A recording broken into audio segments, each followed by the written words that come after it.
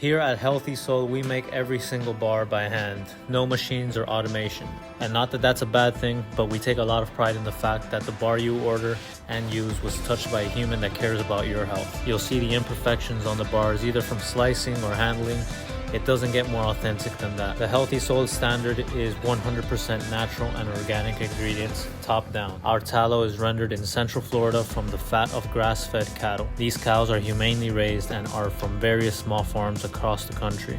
Our olive oil is single source, extra virgin, cold pressed, first harvest, organic.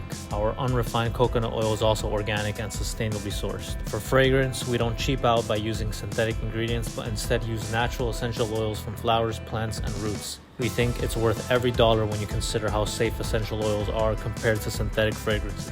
I don't know if you've noticed by now, but we pay very close attention to our ingredients and their sourcing. Integrity is a non-negotiable value of ours. Lye is what changes the fatty acids in our oils and turns them into soap. This same chemical is what people thousands of years ago used in soap making. After curing for 4 weeks in a clean and well-ventilated area, our bars are fully cured with no lye remaining in them. What you have left is a delectable bar of soap that will give you a cleansing experience like no other.